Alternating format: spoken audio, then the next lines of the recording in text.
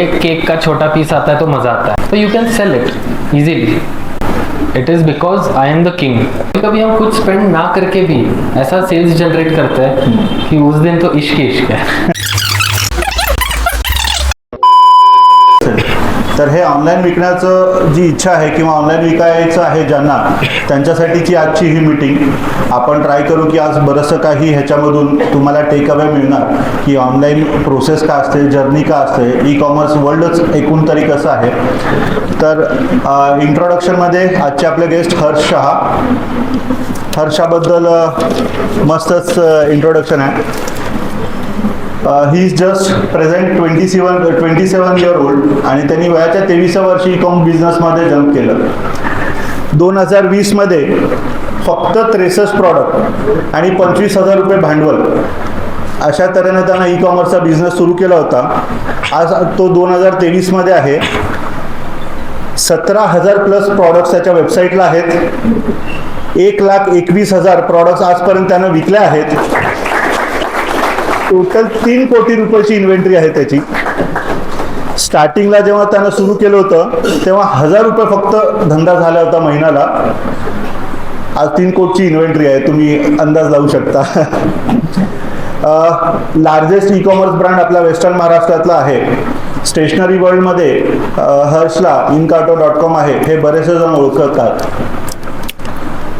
आणि startup वर्ल्डमध्ये 1000 days complete करणं फार challenging असतं आणि असं म्हणलं जातं की जो माणूस 1000 दिवस कंप्लीट करतो स्टार्टअप वर्ल्डमध्ये तो टिकतो आणि त्याच्याकडे पुढं टेक ऑफच असतं.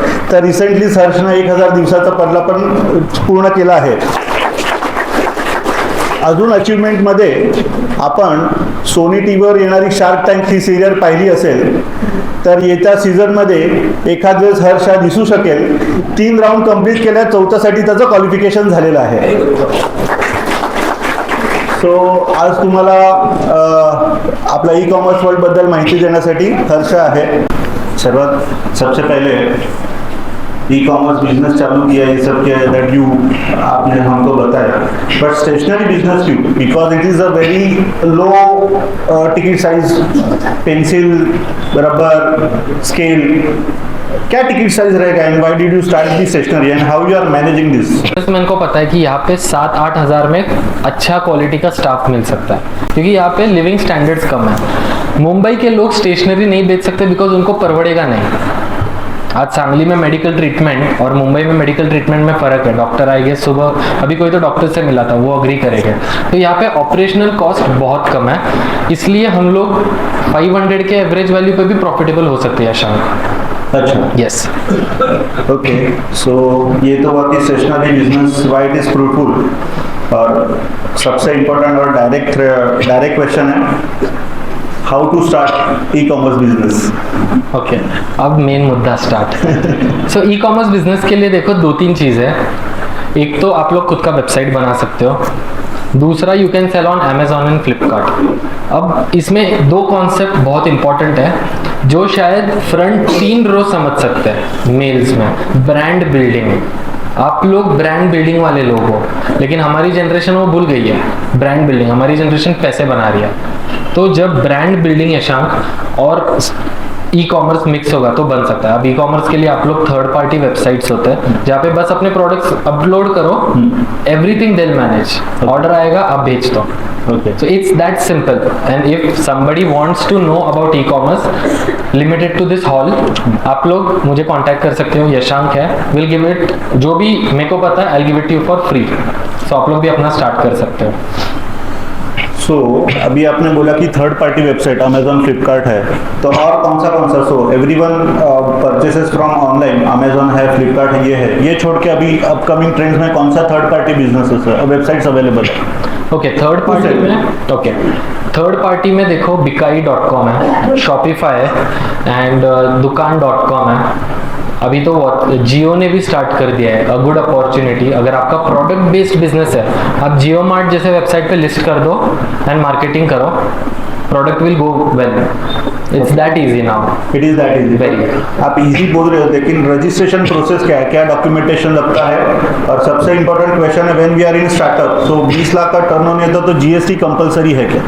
सर्टिफिकेट आप ई कॉमर्स में हो, आप 1000 का माल बेचो, जीएसटी इज मैंडेटरी। अब परसों की बात बोलता हूँ, वाट लग गई थी मेरी। ओके, मेरे को आया दिल्ली से notice, metrology department government of India से, कि आप लोग का ये प्रॉब्लम है, आपका ये प्रोडक्ट में कंट्री ऑफ ओरिजिन नहीं लिखा है। तो वो एक बहुत बड़ा इशू हो गया हम लोग के लिए। लेकिन वो मैं आपको बोला ना, इडली बेचता था, वो टाइम पे मैं नेटवर्किंग करता था, तो मैंने बेस्ट लॉयर से एक दिन में लेटर ड्राफ्ट करवा के भेज दिया, एक दिन में। तो वो है पावर ऑफ स्टार्टिंग स्मॉल। तो अभी सब लोग को जानता हूँ, मेरे को अभी लॉयर की गरज है, सीए की गरज है, एक call, someone is ready to work with me. So ये नेटवर्किंग का पावर है। Okay, so GST document is compulsory, GST registration is compulsory to even start. If your turnover is below 20 lakh, then it is also mandatory. Only 2 documents enough. That's Which it. GST and GST and copyright certificate. Okay, so अभी आप copyright certificate में आप अभी से stationery में Nataraj company का बेच रहे हो, कैमलिन कंपनी का बेच रहे हो, तो कॉपीराइट सर्टिफिकेट कैसे प्रोक्योर करोगे? Because we are buying from someone and selling to someone. Okay. See, in that case, Nataraj और कैमलिन जो है वो लोग ओपन टू सेल कंपनीज है। जैसे कि उन्होंने माल बेच दिया, आप उसके बाद कुछ भी करो अनटिल एंड अनलेस आप उनके ब्रांडिंग पे अपना ब्रांडिंग नहीं कर रहे हो। आप जैसे भी बेचो, आप इंपोर्ट करो, एक्सपोर्ट करो, व्हाटएवर, कॉपीराइट आपके ब्रांड का होना जरूरी है। जैसे Encarto.com, आज कोई भी ये यूज करता है तो मैं उनको लीगली स्यू कर सकता हूँ। ओके, सो इवन अपना पर्सनल अभी काफ़ी सारे बिजनेसेस रहेंगे, उनका खुद का कॉपीराइट सर्टिफिकेट चाहिए नहीं चाहिए, then why should they need it? मतलब it's compulsory to sell online copyright certificate. देखो बिजनेस, ये मेरा अंडरस्टैंडिंग है, इट कुड बी रॉन्ग। मेरे को ज़्यादा बिजनेस में 3 साल हुआ है, तो आपका एक्सपीरियंस तो ज़्यादा है। लेकिन आज के ज़माने में कॉपीराइट सर्टिफिकेट होना बहुत ज़रूरी है। बिकॉज पार्श्व ट्रेडर्स नाम से सांगली में 3 दुकानें हैं, और इंडिया में कितनी होगी? पार्श्व ट्रेडर्स मेरा लीगल नेम है। अब आप बताओ, मैं पूरी लाइफ पार्श्व ट्रेडर्स के नाम से बिजनेस कर रहा हूँ, मैंने इतना मेहनत करके कस्टमर बनाया, क्या पॉइंट? कल आके कोई बाजू में पार्श्व ट्रेडर्स खोल के ले सकता है। और ये मेडिकल फील्ड में बहुत होता है। जैसे for example GS Kulkarni, initials पे नाम है, अब कोई और इंसान GS कुलकर्णी बन सकता है। तो क्या है, मतलब आपका मेहनत का क्या डिफरेंशिएशन क्या है? So that's why copyright is necessary. Okay, अभी कॉस्ट कैलकुलेशन क्या है in terms of by selling on personal website and third party? So if my product MRP is 100 rupees, तो कॉस्ट कैलकुलेशन कैसे माइनस होगा? Third party क्या charges करते हैं, कौन से टाइप्स के चार्जेस रहते हैं, एवरीथिंग। ओके, देखो आप खुद बेचते हो तो आपको उसको मार्केटिंग करना पड़ता है। अब मैं आपको 100 रुपये से नीचे ब्रेकडाउन बताता हूँ आज के ई कॉमर्स में कैसे वर्कआउट होता है।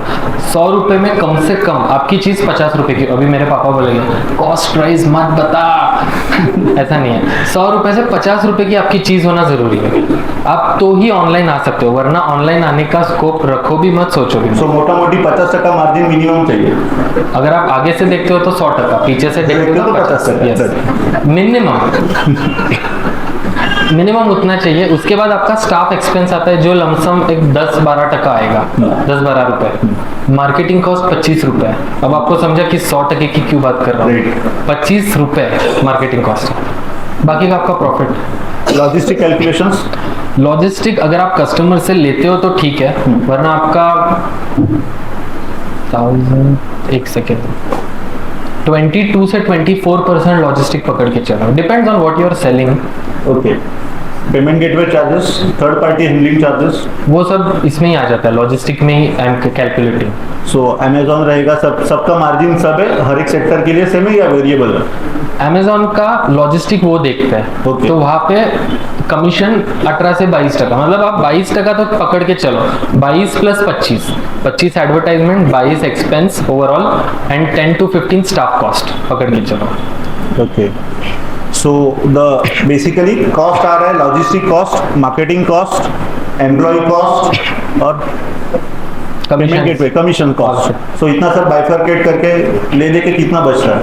आप स्मॉल स्केल पे हो तो 5 टका नेट, ओके आप लार्ज स्केल पे हो तो 12 टका नेट। लेकिन जब बड़े केक का छोटा पीस आता है तो मजा आता है, तो वो बात है।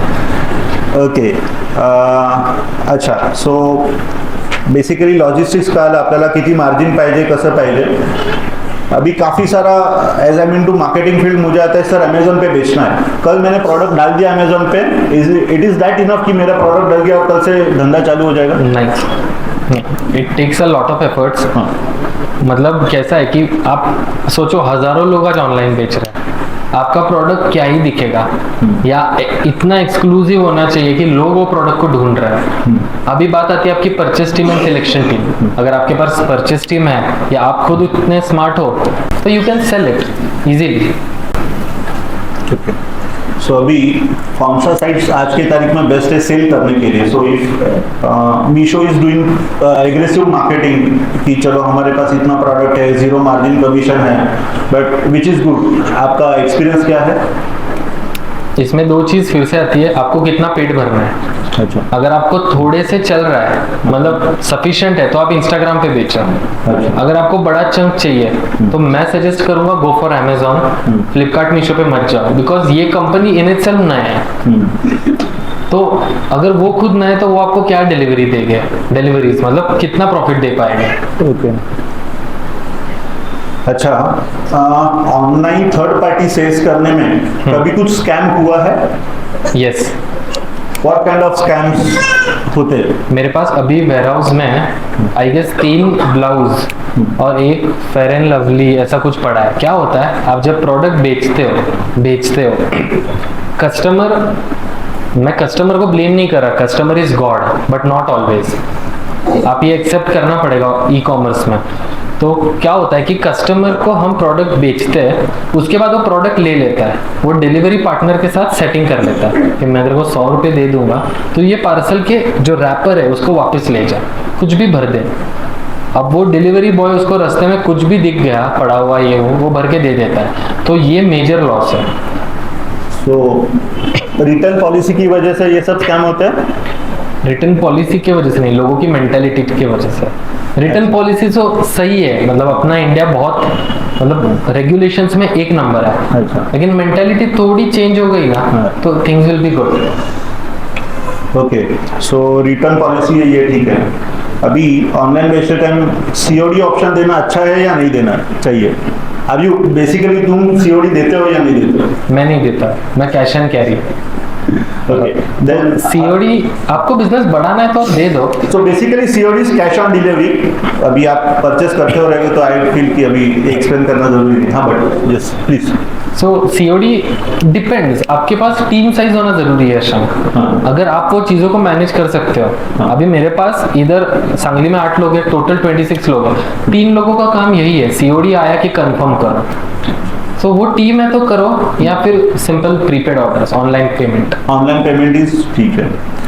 सो अभी कौन से प्रोडक्ट्स ऑनलाइन बेचे जा सकते हैं? Like is e commerce is for everyone? Like nowadays we see online ornaments are getting sold, they are aspire to sold. कौन सा प्रोडक्ट के लिए मार्केट ओपन है? फूड सेगमेंट है, क्या है, कौन सा है? ओके, तो देखो अभी मेरा एक दोस्त है संकल्प, उसका मार्बल का शॉप है। अच्छा। उसके बाजू में सिद्धांत बैठा है, वो पर्दे बेचता है। ये लोग नहीं बेच सकते, क्यों? क्योंकि प्रोडक्ट की साइज इतनी बड़ी है, अब वो भेजेंगे तो उसका वेट कितना, वजन बहुत हो जाएगा, तो वो लोग कुरियर में हार जाएंगे। मेरा प्रोडक्ट छोटा है, वैल्यू बड़ी है, तो मैं कुरियर गेम मतलब अर्निंग गेम कर सकता हूँ वहाँ पे। ओके, लेकिन if it is so then now we see a furniture shops getting online, Pepperfry है, काफी सारे हैं, then how they are selling furniture online? Pepperfry 600% margin पे काम कर रहा है। 600 आगे से 600, आगे से 600, पीछे से 300। तो उतने मार्जिन में वो आपको घर पे बिठा भी देगा, वो आपको चाय पिलाएगा, इतना पैसा बना रहे वो लोग। सो फर्नीचर बिजनेस ऑनलाइन जा सकता है? ओके, ठीक है। उतना आपके पास कैपिटल पावर चाहिए। अच्छा, काफी सारा यहाँ पे फूड प्रोसेसिंग इंडस्ट्री से भी रहेंगे, because Sangli is a turmeric hub, resin hub है, तो उसमें क्या स्कोप है? Food industry is always a good industry. अब मार्जिन्स के बारे में मुझे नहीं पता है। मार्जिन्स अगर आप 10% नेट है या ग्रॉस है, whatever, any you can not do it, आप नहीं कमा पाओगे। तो आपके लिए इंडिया मार्ट अच्छा है, जस्ट डायल अच्छा है। सो अभी if I have a single product, so like there are many people here from market yard, उनका सिर्फ टर्मरिक का ब्रांड है, मतलब टर्मरिक प्रोडक्ट है, उसमें उनके अपने 2-3 ब्रांड्स रहेंगे, कुछ रहेंगे, तो ये 3 ब्रांड के लिए अपना खुद का वेबसाइट होना चाहिए जरूरी है या थर्ड पार्टी से ही ऑनलाइन सेल कर सकते हैं? अगेन डिपेंड्स, ब्रांड बिल्डिंग के लिए खुद का ज़रूरी है और कमाने के लिए थर्ड पार्टी ज़रूरत है। अगेन मैं जो बोल रहा हूँ ये मेरा थॉट प्रोसेस है, इट कुड बी रॉन्ग, आप आपका रिसर्च करो, यहाँ वहाँ पूछो, मेरे पास भी 3 साल का ही एक्सपीरियंस है, उसमें से मैं आपको बाइफरकेट करके बोल रहा हूँ। ओके, सो यहाँ पे हमको third party website like Amazon, Flipkart, Meesho, उसके बारे में सब पता चला कि क्या कॉस्ट है, क्या बाइफरकेशन है, क्या प्रोसेस होना चाहिए। Again coming back to personal website, तो पर्सनल वेबसाइट कैसे बिल्ड होती है, उसके इनिशियल चैलेंजेस क्या है और क्या कॉस्ट होती है एक वेबसाइट बनाने की? ई कॉमर्स अगर आपको जमता है तो करो, वरना आप जैसे कोई एजेंसी को देना रियली साउंड एडवाइस है। क्यों? क्योंकि मैंने वो किया नहीं, तो मैं सब खुद करता था पैसे बचाने के लिए। अब जो चीज़ मैंने 3 साल में कंप्लीट की है वो शायद मैं 1 साल में कर लेता अगर मैं खुद सब कुछ नहीं करता। आई गेस मैंने SDI में कुछ पॉइंट बताया था कि डेलीगेट करो चीज़ों को, तो वो डेलीगेशन अगर आपके पास कैपिटल पावर है तो डे 1 को एजेंसी को दो, बूम आप काम करो। Okay, but then again question is मतलब कितना पैसा लगता है वेबसाइट बनाने का, क्या कॉस्ट रफली आ सकता है?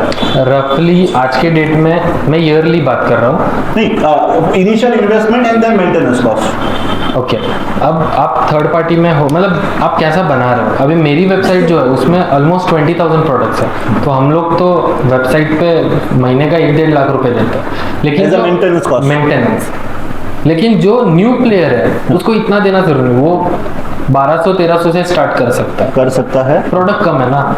ओके, ठीक है। सो अभी now you are selling on Amazon also, now you are selling on a personal website also, which is easy? My website. Your website, why? It is because I am the king. मेरे ऊपर Jeff Bezos नहीं बैठा है। अगर वो मेरे ऊपर है तो वो रूल्स बनाएगा, मैं चलाऊंगा। यहाँ पे आई मेक द रूल्स। आज मेरे को बिजनेस नहीं करना है, आई कैन स्टॉप इट। अभी last full month me and my family was on vacation, we stopped it. Amazon पे नहीं चलता, आपका रेटिंग डाउन हो जाता है। ओके, ठीक है। सो अभी खुद का वेबसाइट बनाया, खुद का मेंटेनेंस भी है, how you attracting crowd to your website, मतलब ऑनलाइन पब्लिक आता कहाँ से है? ओके, तो ऑनलाइन पब्लिक आता है मार्केटिंग से, Facebook, Instagram. Facebook and Instagram? Yes, मेरे ब्रांड के लिए वो इनफ है। ओके, अब डिपेंड्स ऑन चीज़ें टू चीज़ें फ़र्क पड़ता है। जैसे आप हल्दी का बोलते हो तो हल्दी के लिए मैं प्रेफर करूँगा यूट्यूब। वाई? बिकॉज वहाँ पे लोग बेनिफिट्स ऑफ टर्मरिक देखेंगे, फिर माइंड बनाएंगे, फिर परचेस करेंगे। तो हर प्रोडक्ट का अपना एक साइकिल। मेरे लिए Facebook, Instagram has been good. Okay, Facebook है, Instagram and Google, sorry Google, so sorry.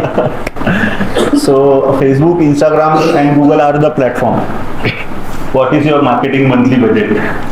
Third party budget, you are spending Google, you are spending on a Facebook. So indirectly how much business you are giving to Facebook, a Meta and a Google a month? પપ્પા કો પૂછ લે કઈ દો પપ્પા શું કરું? नहीं, આજે વાંધો નથી, ઓફ રેકોર્ડ માં બીપ થઈ જશે।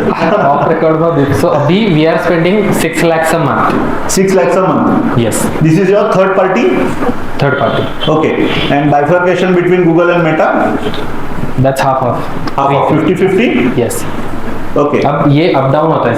फेस्टिव में इट्स 6 लाख, नॉन फेस्टिव जैसे मार्च में हम लोग कुछ ही स्पेंड नहीं करता। Okay. We keep on balancing, depends on what is the customer wanting. Okay. So how do you analyze your customer behavior? मतलब एक पर्टिकुलर प्रोडक्ट ही जा रहा है, कौन सा सीजन में है, अभी उसका कुछ डेटा एनालिसिस वगैरह होता है? वहाँ पे एक मैनेजर है, किरण सर जरा हाथ ऊपर करो, हाथ पर, वो मेरे मैनेजर है, वो सब करते हैं। हाँ। मैं वही बोल रहा हूँ कि आपके बिजनेस में टीम होना बहुत जरूरी है, क्योंकि आप करोगे तो आप डिसीजंस कब लोगे। सो गेट अ गुड टीम, बहुत इजी है। रिपोर्ट्स वगैरह तो कहीं से भी जनरेट हो जाता है। ओके, मतलब वेबसाइट में एक फंक्शन होता है जनरेट रिपोर्ट्स। ओके, तो वहाँ से हो जाता है। Yes. Courier integration, vendor integration का क्या एक्सपीरियंस है? अभी हम लोग तो फिलहाल we are working with DTDC and Blue Dart. Okay, तो हम लोग को जो रेट्स मिलते हैं वो आपको नहीं मिल सकते, बट उनके साथ डायरेक्ट इंटीग्रेशन है। तो वो लोग वेयर हाउस पे आते हैं, पार्सल लेके जाते हैं every day at common time, every day at common time वो आते हैं, कलेक्ट करते हो, लेके जाते हैं। Yes. बट ठीक है, जो आपको रेट मिला, मतलब वॉल्यूम गेम बना तो कॉस्ट कटिंग उधर भी हो सकता है, प्रॉफिट बढ़ सकता है। यस, वही तो है ना। आप 3 साल के बाद अब मैं वो प्रॉफिट गेम में आया हूँ। ओके सो 3 साल लगते हैं ई कॉमर्स बिजनेस के लिए। 100%. It's not a overnight game, right? Impossible. Okay, so अभी और एक है कि अभी मार्केट में नया ट्रेंड चल रहा है artificial intelligence. So role of artificial intelligence कोई है ई कॉमर्स में, बन सकता है, और बन सकता है तो कैसे? अभी हम लोग एक प्रोजेक्ट पे काम कर रहे हैं, यंगस्टर्स रिलेट कर पाएंगे। आगे के 3 रो को थोड़ा डिफिकल्ट आएगा। वर्चुअल रियलिटी किसको पता है, वो जो ग्लासेस डालते हैं, एक बार हाथ ऊपर करो, सो मैं उस हिसाब से बात कर सकता हूँ, ठीक है? सो यशंक, हम लोग एक प्लेटफॉर्म बना रहे हैं जहाँ पे लोग अपने घर पे बैठ के मेरे स्टोर में आ सकते हैं with the help of the virtual reality. मैं आज वो लाने वाला था, बट फिर सब लोग ट्राई करेंगे तो खराब हो जाएगा। ओके, सो मैं स्ट्रेट फॉरवर्ड हुआ, मतलब अब दोस्त है सब लोग, तो डोंट माइंड। ठीक है। सो अभी ऑब्वियसली ऑफलाइन बिजनेस और ऑनलाइन बिजनेस में क्या कंपैरिजन हो सकता है, मतलब डिस्टिंग्विश फैक्टर कैसा है offline and online business? So you have a offline store also and you have a online store also. What's the difference, what's the game, how it is different? Okay, थोड़ा marketing कर लेता हूँ। इंकाटो का offline store Ram मंदिर पे है, भावे children hospital के बाजू में, जहाँ पे आपको अच्छी स्टेशनरी, बच्चों के लिए return gifts, art and craft supplies मिलेंगे। To your question, offline store में एक मेजर प्रॉब्लम है लिमिटेशन। आपको घिसना पड़ेगा, या फिर ऐसी सिस्टम बनाओ जो ओनर डिपेंडेंट नहीं है। जब तक एक, मतलब as I told you, my dad's generation is in the business, automation नहीं हो सकता, बिकॉज वो लोग, जो पुरानी जनरेशन है वो गल्ला ओरिएंटेड है, मैं गल्ले पे बैठूंगा, और हमारी जनरेशन गल्ले से दूर भागती है। तो मेरे लिए online is very good. Online is good, ठीक है। सो अभी ऑनलाइन बिजनेस में क्या क्या रिस्क इन्वॉल्व है फर्स्ट, एंड रिस्क है तो इश्क है, सही है क्या? रिस्क ये है कि ऐसे बहुत दिन होते हैं जब हम मार्केटिंग पे 20-25 हज़ार स्पेंड करते हैं, लेकिन ब्रेक इवन पॉइंट भी नहीं आता, तो वो रिस्क है। अब इश्क ऐसा है कि कभी कभी हम कुछ स्पेंड ना करके भी ऐसा सेल्स जनरेट करते हैं कि उस दिन तो इश्क ही इश्क है। सो रिस्क भी है और इश्क भी है। यस। सो अभी और एक last full and final question, then we will have a Q&A।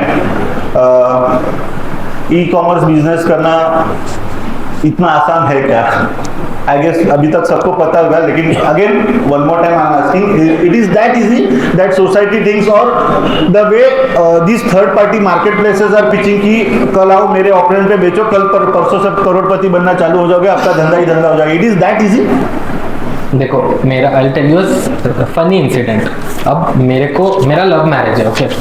तो अब उसके पापा, जो भी मेरे पापा है, उसको क्या बोलूं? ऑनलाइन सेलिंग बोलूंगा। इंडिया में वर्ड ऑनलाइन सेलिंग इतना खराब हो चुका है, कुछ लोगों के कुछ मतलब एक्शंस की वजह से, तो वर्ड आता है ई कॉमर्स। तो आप समझ रहे हो? तो वैसा है, online selling and E commerce is one and the same. आप ई कॉमर्स बोलोगे तो वजन बढ़ेगा, वही गेम है। But yes, online selling is for everyone. आपके पास टीम होना चाहिए और young generation in the business होना चाहिए। ये 2 फैक्टर है तो it is very easy. Okay, अभी अगेन बैक टू कोई ऐसा कस्टमर, फनी कस्टमर इंसिडेंट जहाँ पे कुछ ऐसा, हाँ अरे ये कैसे हो गया ऐसा, anything such incidents you found, और सम गुड टेस्टिमोनियल और समथिंग लाइक दैट? एक कस्टमर था, एक 20 रुपए की पेन मंगाई थी उसने, ठीक है? और इम्फाल से कस्टमर था, इम्फाल से। उसने 240 रुपीज डिलीवरी एयर चार्जेस दिए, मैं और मेरी टीम सोच रही ऐसी कौन सी आफत आई होगी कि वो दुकान से पेन ना ले पाया। लेकिन अब फन पार्ट बताता हूँ, वो कस्टमर ने अब तक मेरे वेबसाइट पे ऑलमोस्ट 65,000 का ऑर्डर प्लेस किया। अच्छा, तो वो तभी हम हंसे थे, लेकिन वो कस्टमर बिल्ड वो एक ट्रैक कर रहा था कि ये वेबसाइट लेजिट है। हाँ, तो वही हम लोग आफत पे हंस रहे थे चाय पीते पीते, कौन सी आफत है। but then so people notice you, people try you, people test you. Of course. Okay, so again, men and women who are the maximum customer, because your product is maybe consumer is different and buyer is different. Then how you attract mom to buy a product for their child?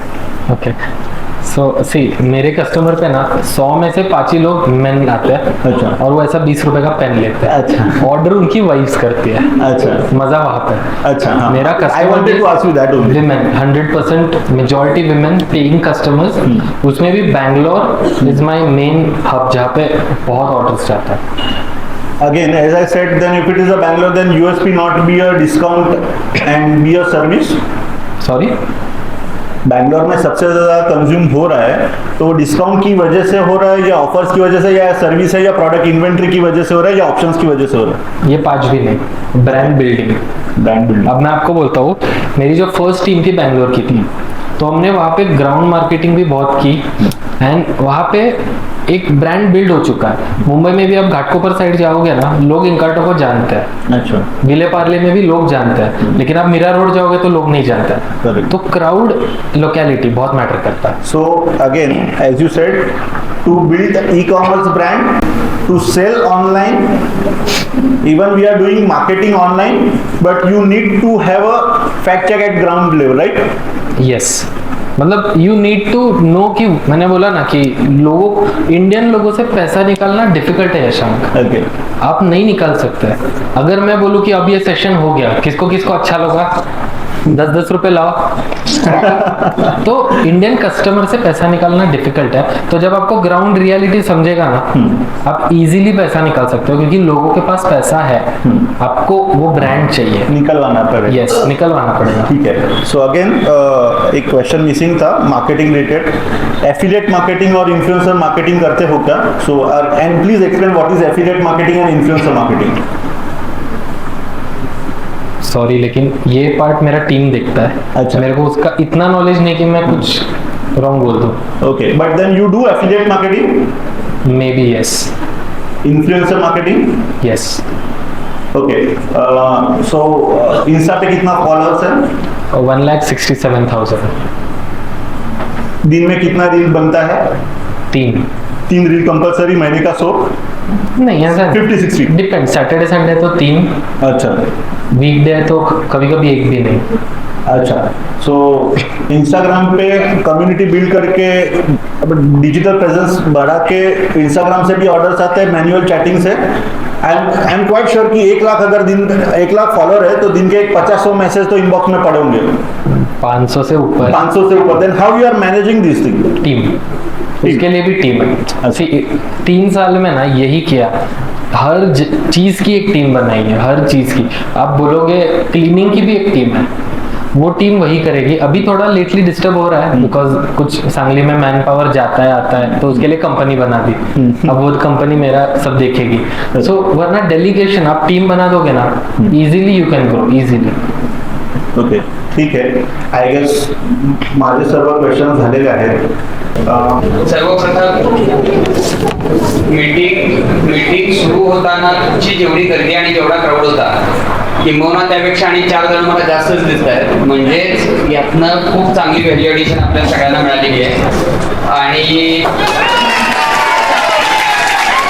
सर्वप्रथम मी यशांचे आभार मानतो, कारण यशांनी हर्ष शहांना आमच्यापर्यंत आणलं आणि एक खूप वेगळ्या पद्धतीचं लेक्चर आणि यशांच्या इंट्रोडक्शन मध्ये किंवा हे नंतर कळत गेलं, परंतु हिज गाईज फ्रॉम सांगली, सांगलीतच राहिला, सांगलीतच वाढला, सांगलीच्याच गल्ल्यांमध्ये फिरला आणि त्याने एवढा विचार केला, तर नक्कीच जो त्यांनी इनपुट दिला की we have to trust the youth.